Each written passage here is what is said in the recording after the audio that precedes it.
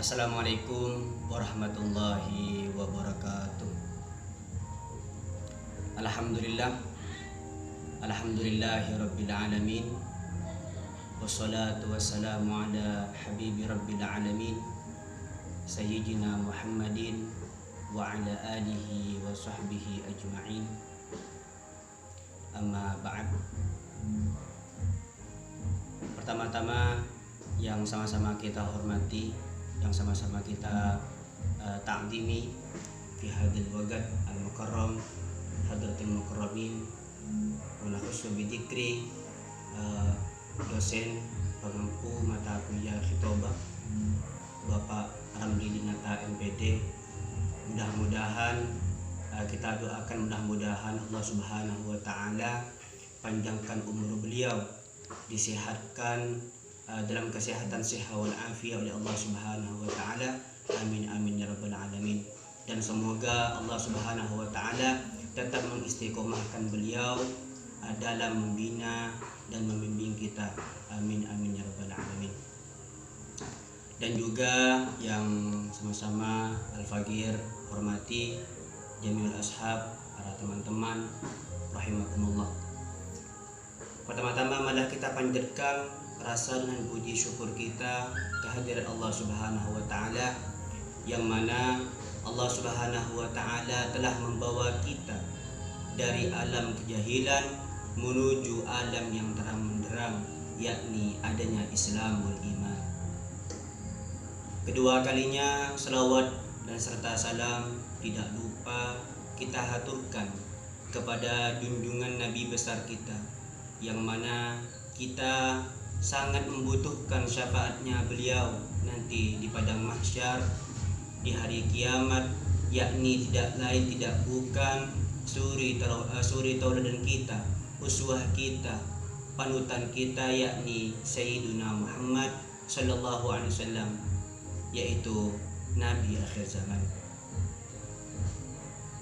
Hadirin rahimakumullah, pada kesempatan hari ini Al-Fagir, saya pribadi Yadi dari kelas saya akan membawakan tema yang berjudul Isra wal Mi'raj Nabi Muhammad sallallahu alaihi wasallam. Jika kita mau membahas atau kita ingin mengulas sedikit daripada sejarah atau cerita daripada Isra wal Mi'raj Nabi Muhammad sallallahu alaihi wasallam, pasti terlintas di pikiran kita solat 5 waktu. Akan tapi pada kesempatan hari ini, izinkan Al-Fagir sedikit mengulas lagi daripada sejarah atau kisah daripada Isra wal Mi'raj Nabi Muhammad sallallahu alaihi wasallam. Isra wal Mi'raj Nabi Muhammad sallallahu alaihi wasallam terjadi pada tanggal 27 Rajab tahun ke-10 kenabian. Nah, itu tanggal di mana suatu peristiwa yang sangat luar biasa pada saat itu terjadi antara Nabi Muhammad SAW dan Allah Subhanahu wa taala. Ada mukalamah pada saat itu. Ada pertemuan yang sangat dahsyat, yang sangat luar biasa pada malam hari itu. Hal ini juga ditetapkan atau difirmankan oleh Allah Subhanahu wa taala sampai diabadikan oleh Allah Subhanahu wa taala sejarah Isra wal Mi'raj Nabi Muhammad sallallahu alaihi wasallam dalam Al-Qur'an ayat surah Al-Isra ayat 17. Allah Subhanahu wa taala berfirman, A'udzu billahi minasyaitonir rajim. Bismillahirrahmanirrahim. Subhanalladzi asra bi 'abdihi lailan minal masjidil haram ilal masjidil aqsa alladzi barakna hawlahu linuriyahu min ayatina innahu huwas samiul basir, kata Allah Subhanahu wa taala, yang artinya subhanalladzi asra bi 'abdihi, maha suci Allah Subhanahu wa taala, subhanalladzi asra bi 'abdihi, yang telah memperjalankan. Siapa yang dimaksudkan Allah Subhanahu wa taala? Yakni tidak lain tidak bukan Nabi Muhammad sallallahu alaihi wasallam. Asra bi 'abdihi lailam, pada malam hari, min Masjidil Haram il Masjidil Aqsa, dari Masjidil Haram sampai Masjid Aqsa, alladzi barakna haulahu, yang mana hal itu alladzi barakna, yang telah kami berkahi, haulahu dan sekitarnya, atau di sekeliling Nabi Muhammad sallallahu alaihi wasallam. Alladzi bama haulahu linuriyahu min ayatina. Untuk apa tujuan Allah Subhanahu wa taala? Untuk memperlihatkan min ayatina, daripada tanda-tanda atau kebesaran Allah Subhanahu wa taala. Min ayatina innahu huwas samiul basir. Sungguhnya Allah Subhanahu wa taala Maha melihat, Maha mendengar. Samiul basir, maha mendengar dan maha melihat, kata Allah Subhanahu wa taala. Dari firman Allah Subhanahu wa taala sangatlah jelas bahwasanya kisah Isra wal Mi'raj Nabi Muhammad sallallahu alaihi wasallam terjadi pada saat itu sangat luar biasa, sampai Allah Subhanahu wa taala mengabadikan peristiwa tersebut dalam Al-Qur'an, kalamullah. Betapa sangat luar biasanya sampai diabadikan oleh Allah Subhanahu wa taala. Dan ini menjadi bahan renungan untuk kita semuanya. Hadirin rahimakumullah. Pada saat Isra wal Mi'raj ini banyak sekali kejadian sebelum Nabi Muhammad SAW berangkat ke Sidratul Muntaha untuk menghadap Allah Subhanahu wa taala dalam peristiwa Isra wal Mi'raj. Sebelum beliau berangkat ke langit, untuk berangkat ke Isra wal Mi'raj, untuk berangkat ke Sidratul Muntaha, banyak sekali kejadian. Salah satunya beliau dibelah dadanya 2 kali oleh malaikat Jibril. Apakah dalam pembedahan itu sampai 2 kali dibedah, apakah Nabi kotor pada saat itu? Tidak, para hadirin. Akan tapi itulah kejadian yang salah satu kejadian yang sangat luar biasa pada saat Isra wal Mi'raj Nabi Muhammad sallallahu alaihi wasallam. Pada Isra wal Mi'raj Nabi Muhammad sallallahu alaihi wasallam cuman terjadi satu malam. Satu malam, cuman kalau kita pikir dengan logika kita itu tidak mungkin. Akan tapi pada saat itu terjadi satu malam saja, Nabi Muhammad langsung sampai ke Sidratul Muntaha, sampai mukalamah kepada Allah Subhanahu wa taala, mendapatkan pesan porsi dari Allah Subhanahu wa taala yang Allah Subhanahu wa taala sampaikan kepada Nabi Muhammad sallallahu alaihi wasallam. Mungkin terlintas di pikiran kita, apa pesan Nabi, apa pesan Allah Subhanahu wa taala, sehingga pada malam itu Nabi Muhammad bertemu kepada Allah Subhanahu wa taala. Singkat cerita, di sebuah hadis mengatakan sampai pada saat Isra wal Mi'raj Nabi Muhammad sallallahu alaihi wasallam naik ke atas langit menghadap kepada Allah Subhanahu wa taala ke Sidratul Muntaha. Nabi pada saat itu Nabi bertemu dengan Nabi Isa alaihissalam, dan terus bertemu kepada Nabi Musa alaihissalam sampai ke Sidratul Muntaha. Nabi Muhammad bertemu kepada Allah Subhanahu wa taala, bertemu dengan Allah Subhanahu wa taala. Nabi langsung mukalamah, yaqdhah, secara sadar Nabi bercakap-cakap, mukalamah dengan Allah Subhanahu wa taala.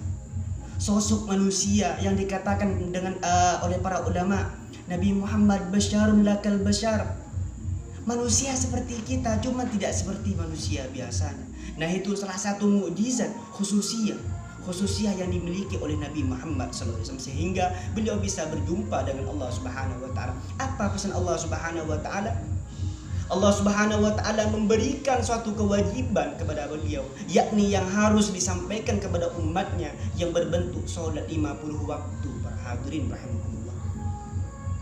Allah Subhanahu wa taala memberi kewajiban kepada Nabi Muhammad untuk menyampaikan kepada umatnya dalam melakukan salat 5 waktu yang harus dilakukan oleh umatnya. Nabi Muhammad setelah mendapatkan pesan dari Allah Subhanahu wa taala, sebelum turun ke bumi, beliau berjumpa lagi dengan Nabi Isa alaihissalam. Apa kata Nabi Isa? Wahai Rasulullah, pesan apa yang telah engkau dapatkan dari Allah Subhanahu wa taala sehingga engkau naik ke atas langit bertemu dengan Allah di Sidratul Muntaha? Pesan apa yang telah engkau dapatkan, kata Nabi Isa. Apa jawaban Nabi Muhammad? Aku mendapatkan satu kewajiban yang sangat berat. Seakan-akan aku berpikir bahwasanya umatku tidak akan mampu untuk melakukannya, yakni berupa salat 50 waktu yang harus wajib dilakukan oleh umatku. Turun lagi bertemu dengan Nabi Musa alaihissalam. Apa kata Nabi Musa? Wahai Rasulullah, Sanggupkah engkau dengan kewajiban 50 waktu yang Allah Subhanahu wa taala wajibkan kepada umatmu untuk mereka semuanya umatmu lakukan, wajib melakukan? Apa jawaban Nabi tersedia? Lalu Nabi naik lagi ke atas langit bertemu dengan Allah Subhanahu wa taala. Sampai 9 kali Nabi memohon merintih kepada Allah Subhanahu wa taala bahwasanya ingin meminta keringanan dari Allah Subhanahu wa taala untuk bisa mengurangi, sehingga ikhtisarul kalam, sehingga Allah Subhanahu wa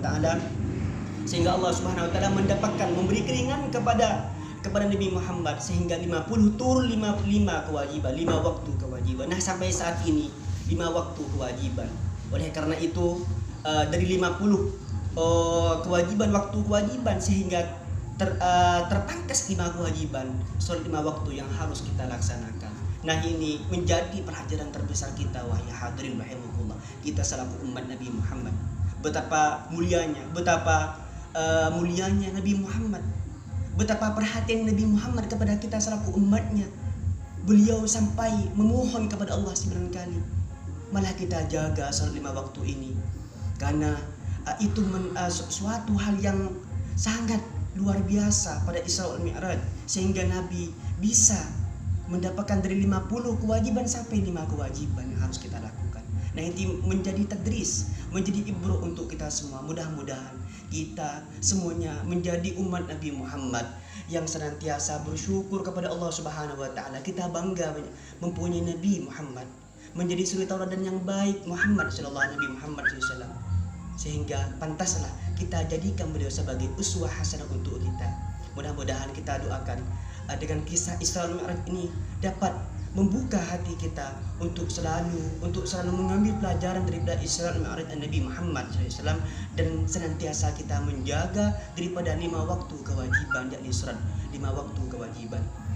Mungkin itu saja yang dapat saya sampaikan, tausiah, mengidhah, kalimatan dari Al-Faqir. Mohon maaf jika ada tutur kata yang kurang berkenan di hati para hadirin rahimakumullah jami'an.